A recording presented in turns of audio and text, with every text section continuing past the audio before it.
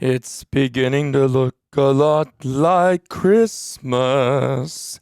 Welcome back to the show, guys. I wanted to get another episode out for you guys. This will be coming out on Christmas Eve, so I wanted to do that to say a huge thank you this year, and I'm thankful for you guys and all your guys' support. It is getting frigid. It is getting cold. Cold temps are on the rise. We're talking about that in a second. Before we do, we want to say thank you to Motion Ducks for sponsoring this podcast. We appreciate them. And guys, go check it out. motionducks.com/Mid-Valley. And it's not that. I don't know why I say that every time I do this. And we've been doing this for a month. But let me put it in myself. Motion Ducks / I believe MVM. But let's just double check before I lie to you guys, because someone said the other day that it didn't work. But I think this is it. Yep. So motionducks.com /MVM, Mike Victor Mike. And when you come on here, you can see that it says it's a Mid-Valley Mercenaries viewer, special, or listener for the podcast people is really what it's for. And it's basically their ultimate spreader with the free anchor bag. It's a fan special.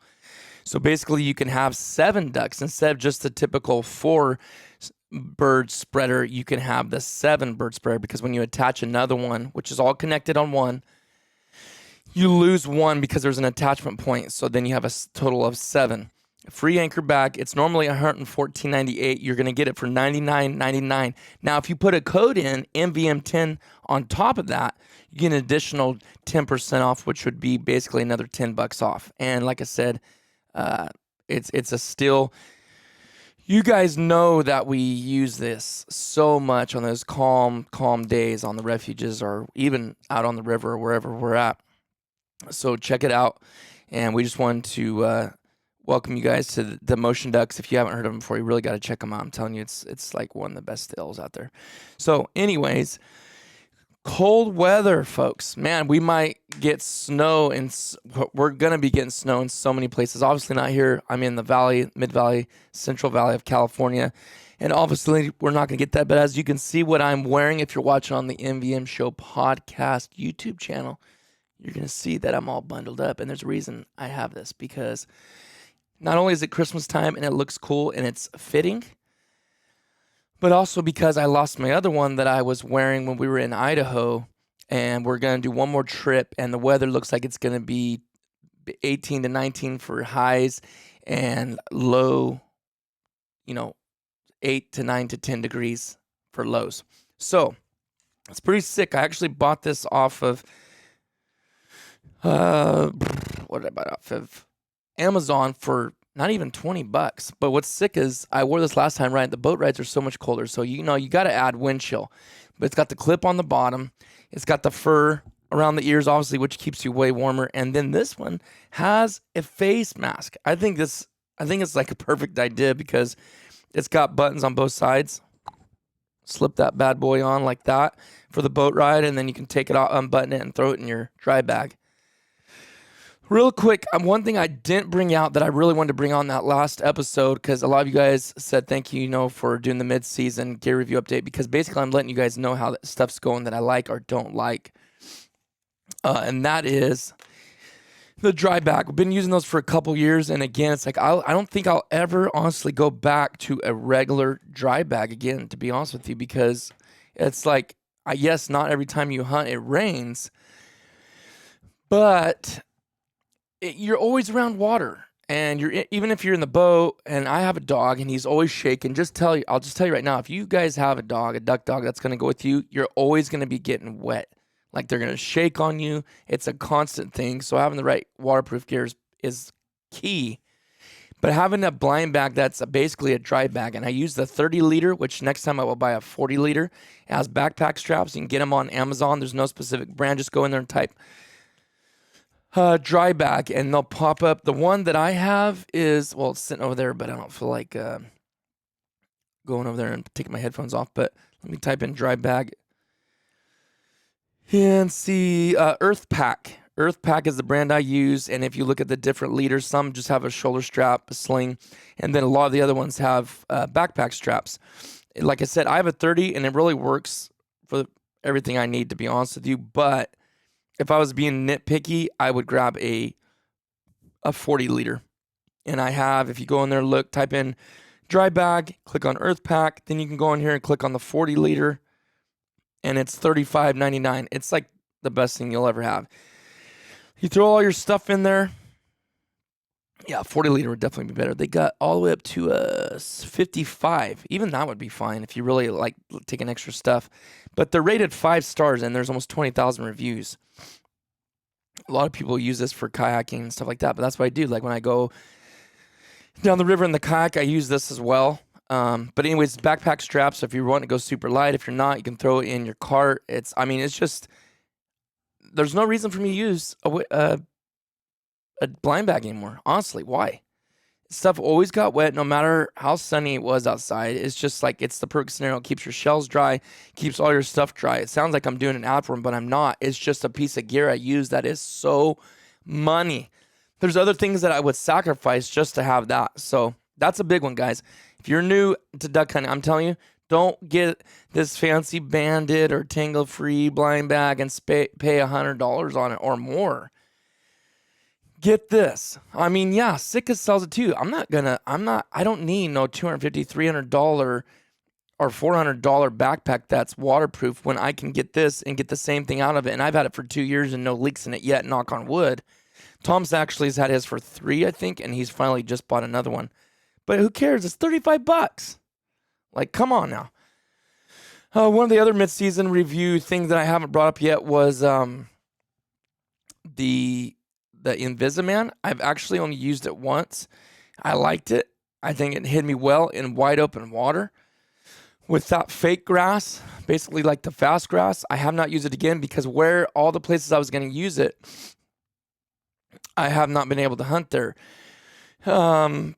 Because the scenario just was like open water. I mean, I could use it here. I just don't feel like the right scenarios come up here in the mid-central valley of California, but I just haven't felt like the right time has arisen for it. So, yeah, I spent a lot of money on that thing, $300, and I've only used it once, but I mean, that's just how sometimes buying bigger pieces of equipment like that is. Now, we've used the dog out of the boat.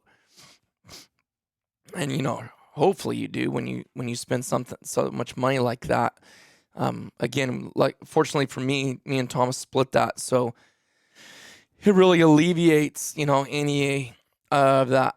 It just takes a lot of the weight off your shoulders because you're doing it with someone else. But anyways, that's really, I wasn't going to do another mid-season update. What I was going to say is I wanted to also, a lot of people have written in emails, and I thank you guys. I know I don't respond to all of them, but I see them. And I appreciate each and every one of them. A special shout out goes to Avery Austin. Thanks, man, for writing that email. I'm not going to go over in detail what the email said, but I really needed to hear that, and I appreciate it. That was the MVM Showpodcast at gmail.com if you want to ever email him. That's the one for the podcast. But he just gave some encouraging words, and been receiving a lot of negativity this year, and that's okay, because sometimes I want that. I'm like, man, where'd all the the negativity go? It's all nothing but good. And sometimes you're like, sometimes negative attention, it's still attention, and it brings more eyes to things, whether it's right or wrong. But this year, it's been a lot of negative stuff and just griping about the style of filming, griping about the angles and this and that, and like, some of it's just good feedback, and I appreciate it, and then some of it's just people complaining. And that's fine. I don't mind that at all. I ask for it all the time. Hey, comment down below, say whatever you want. Don't hurt my feelings. But yes, so kind of shout out to Avery for that. I appreciate that. I've actually met him in person. I actually had a Chick-fil-A, so it's always good hearing feedback from local boys. Well, let me go into this. So, possibly, this is kind of a big announcement. It's going to probably shock some people. Most people don't care. I don't know either way. But I got one more video in the bank. I think it'd be Hunt 13, episode 13. Usually would probably hit around 30 episodes for the season, 25 to 30. But I think that's going to be the last one for the season. Yep. You heard it here. I am burnt, boys and girls. I am burnt out. And as I don't like feeling that way, I don't want to stop videoing because I know I'm going to have all these hunts that I'm going to regret that I'm not going to be able to watch.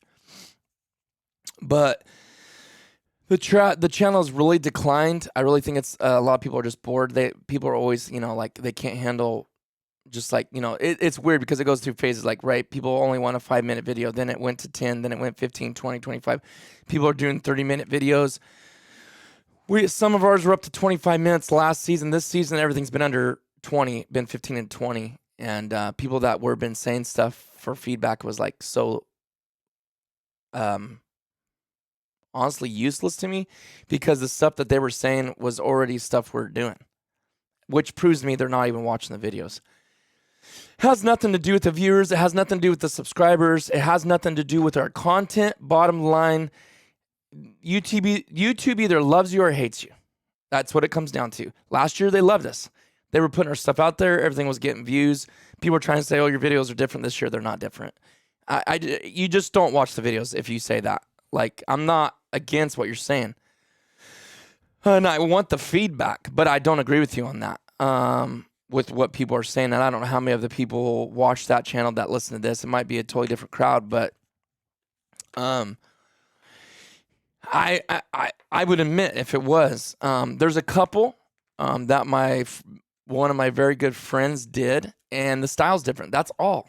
It was a couple videos, and people are freaking out saying, oh, your channel's changed. It's like, my goodness, you do 2 videos because someone's coming to help you out, and you just write us off. We're changed. Go back to the old ways. It's like, oh, come on, guys. You know what?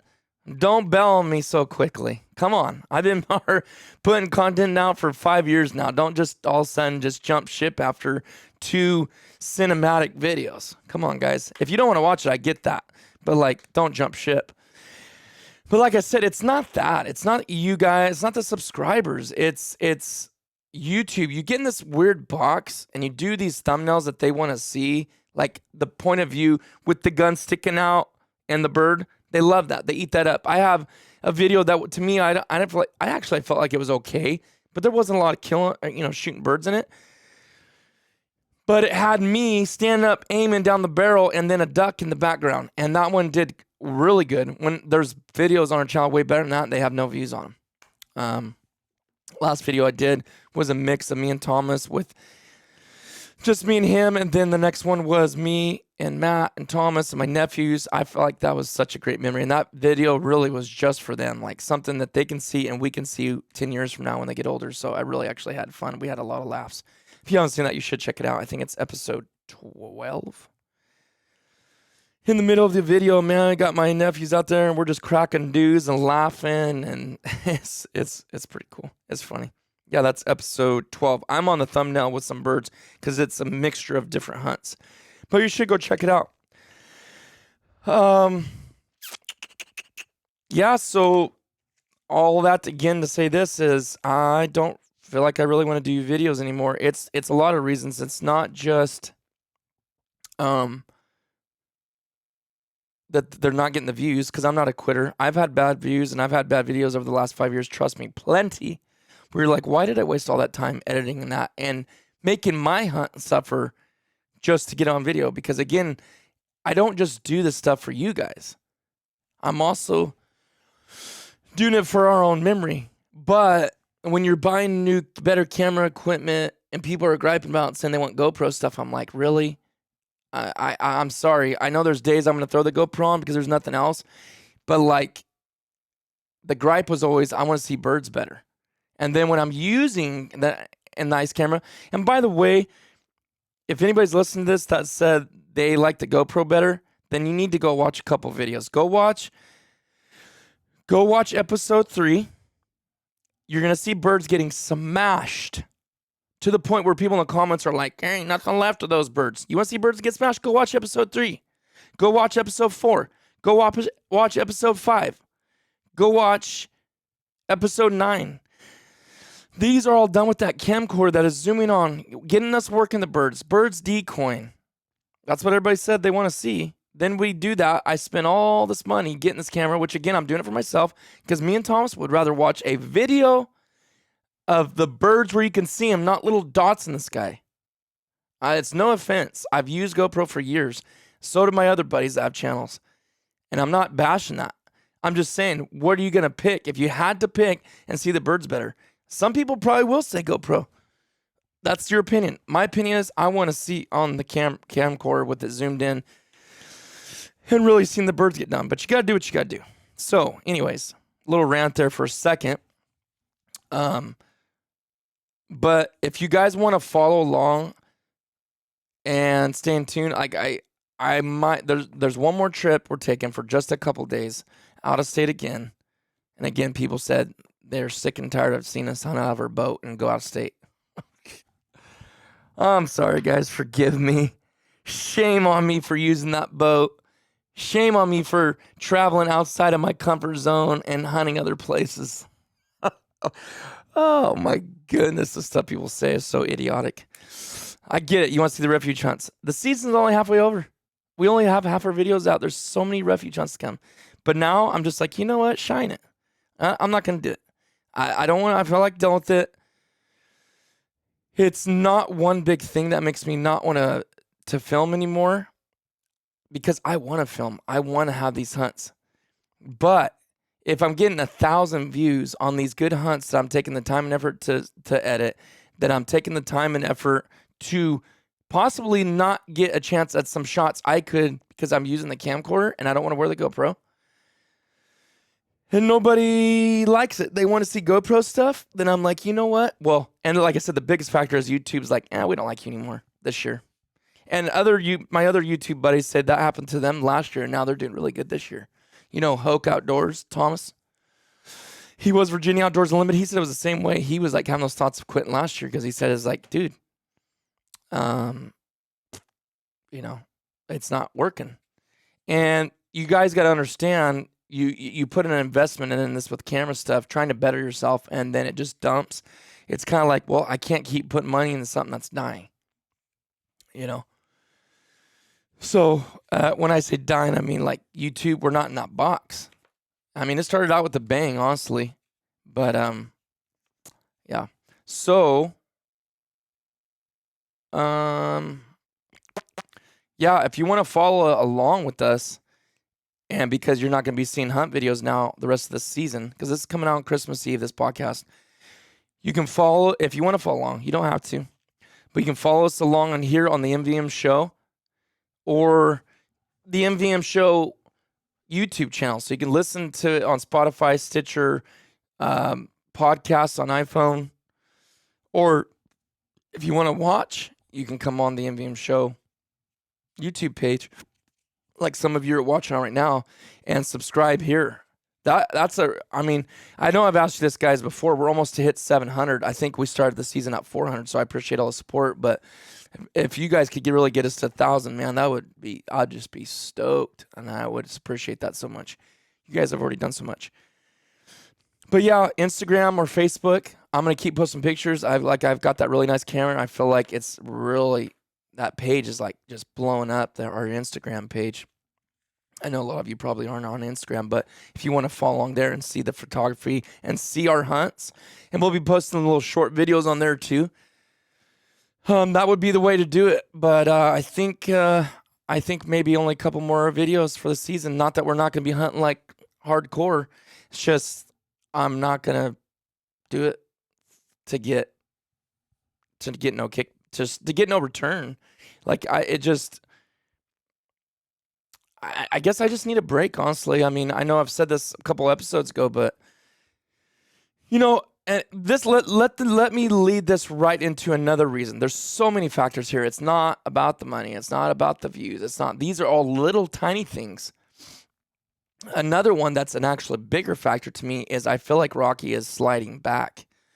Because if I'm trying to, Thomas helps a lot videoing too, but if I'm videoing, it's really hard to film with the camcorder and run your dog. Now, Rocky is not a spring chicken anymore. I wouldn't say he's a vet, but he's pretty close to it. He's pretty seasoned now, 4 years old. But it's really hard to do both. And I feel like number one mistake I made, and we'll talk about dog training here for a little bit, is number one mistake I made. I didn't do much off-season training, but leading up into season. And I do have a good excuse. I was working. I was trying to pay off some bills and some debt. So I was working like 7 days a week for, I think, 2.5 months. I worked, whatever. I don't know if it was like, well, I went like 40 some days, had a day off, and then I went like another 30 days, 20 or 30 days. And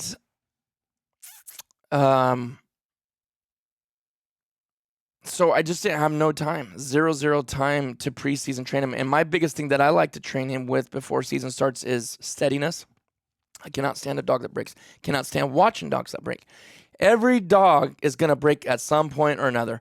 Not probably once, not probably twice, but I'm sure a dozen times or so in their life. It happens. Different scenario, situation they're not used to. Another person says something out loud. Maybe the dog thinks you told him to go, whatever the scenario. But trying to do all these things to film and call and then do this, and it's like I felt like I let Rocky slide back because I didn't do no preseason training, off-season, preseason training. And then we're moving on these scenarios where he's not on a place like a dog stand or in a specific spot. He's just on the bank, like we're hunting off the bank in Idaho or whatever. What he's been doing is once we shoot, he runs up to the edge to look where the birds fall. I don't want him even doing that. I don't want him budging from that spot. And he knows that because that's how he's always done. But oh, my back is itching. Whew. It's hot in here. But he's been doing that. And then I went hunt with him yesterday, just me and him on a little solo hunt. And he basically broke, in my opinion, he should not leave that dog stand until he is told. But what it was is he was inside the toys where he couldn't see me. I was standing in toys, but on the outside of where he was exactly at. And I shot. He can't see what's going on. I hear him jump off a stand, and it just like infuriates me so bad. So bad. And because he knows better. He is such a steady dog, and he just has been dropping the ball. And I'm like, you know what? I'm sitting here trying to trying to do all these things. It's not getting views. YouTube don't like. I'm like, all these things are going through my head. I'm like, shine this, man. I'm done. I'm like taken away from my own personal enjoyment of hunting, and my dog is going backwards. I need to focus on me. I need to focus on my dog, and I need to focus on my mental happiness. It's like, I feel like a lot of times I'm stressed out, and it's like, why am I stressed out? And like, why am I all anxious? And it's just because of that. I got too many things on my plate. And I like being busy. I like doing things, but, I don't know. We'll pick and choose what we want. Maybe if we think it's the right scenario and it's right, maybe I'll do it or not. But it's like, it's going to hurt me too, because if you're not constantly posting to YouTube, they just really drop you off. But it's like, they can't hurt me more than they already have. They're not putting my videos. They're not recommending this. They're doing the same thing to freelance duck hunting. He gets amazing hunts. He's like, no, you guys, I even did the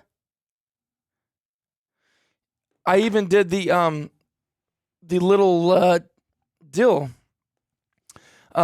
survey, and it was 65%. It was only 1,000 people. I might have already said this already, but let me read it again. 64% out of 1,000 people said, I don't even see your videos in my subscription feed. So if that doesn't tell you what YouTube's doing, I don't know what does. I know a lot of people are hunting, but I'm telling you, during duck season, stuff blows up. So what does it hurt? What does it hurt not to post at this point? They're not even showing it to my own subscribers, to the people that say, I want to see your videos. So it's like, you know what? Forget it. We'll hang it up. We're gonna hang it up for a while, if not permanently. I don't know. Yeah, we'll see. Travis is supposed to be here pretty quick. We're gonna be recording another session, so I want to hurry and burn through this real quick and go over a couple more things. I need to text Travis, make sure he's coming. Okay, what else do I got in my notes? So I got to do a couple hunts with Rocky and get him dialed and just stay on him. Like, let Thomas shoot, not worrying about a camera, nothing. If he tries a break, I can stop it right now. Maybe if you let a dog always do that, there's like no way you're going to break him almost in some senses. I feel like you could, but maybe not. But he gets hammered once on some discipline, and I'm not going to go into details what I mean by that, but when I discipline, how I discipline him, when he breaks, he's going to pay the price. He's going to get disciplined, but also he doesn't get to go get the duck. And it may take 5 birds go down before I let him get a bird. Thomas or I will pick it up ourselves. And he'll learn real quick, I better not budge off that dog stand until Dad says so. So working on Rocky and working on myself. We got one more out-of-state trip planned, actually next week. I'm super pumped about it. Going to be going with Big Kev and Paulie G. You guys heard him on the podcast. Call him Swaggy P now. His name's actually Braden. But I'm really looking forward to hunting with those guys. It's just going to be a few days. I think we're going to have a blast. So that's coming up. And again, you're probably not going to see anything of that, any video. But I will be doing pics on Instagram and stories and stuff like that. What else? Oh, and then tomorrow, me, Thomas, and Travis are going to be on a little Christmas Eve diver hunt. Actually, well, today, when you're hearing this. And again, I'm not a big fan of shooting divers. I shouldn't say that. I don't mean it like it sounds. I'm just saying we like to chase mallards, but like we went diver hunting not that long ago, me and Thomas, in our own hood, with our boat, and man, it was fun. It was just so fun, because my thoughts are like divers. Obviously, there's some fishy birds out there. I mean, we don't see mergansers. Someone's like, "Why'd you shoot mergansers?" Like, there's not a merganser in that pile, so I don't know what you're talking about. But I usually don't normally shoot some of the birds I did, not because there's nothing wrong with it. It's just like I'm not a big fan of eating them, so I really don't want to shoot it. But it's like, you know what? Throwing the old pepper sticks, man. Throwing the old summer sausage. You ain't gonna tell the difference. So we ended up shooting. That was actually really fun. I ended up shooting a stud Drake Goldeneye. And Travis actually already mounted it. He did a dead mount. He's been in the mountain mood lately. He's like, yeah, bring it over and I'll do it real quick. So it was really cool because he knocked it out super quick. It looks good. It's gonna be hanging right there on my wall. And I also have another one done, that stud Gaddy that I shot with the black ring around its neck. Man, that bird's a stud. That one just got mounted too. So actually I have a few new birds to the collection. I need to see what birds I had. Oh, Travis is here. Oh, and he's got the dues. My man. Well, we better get this other podcast rolling. So we're going to be doing a diver hunt Christmas Eve. It's going to be fun. If you want to watch along with that, this comes out early before we'll even be there. So keep your eyes peeled on the old Instagram stories because we're not going to be doing a video of it. You guys can see what's going on. And cold temps coming, guys, next week for the next 10 days, starting like Thursday. We're going to have so many cold temps. It's going to be freezing. It's going to be like negative 19 and negative 25 in all of Canada, pushing all the birds down. So stay tuned. Got lots of stuff coming. We'll see you guys in the next one.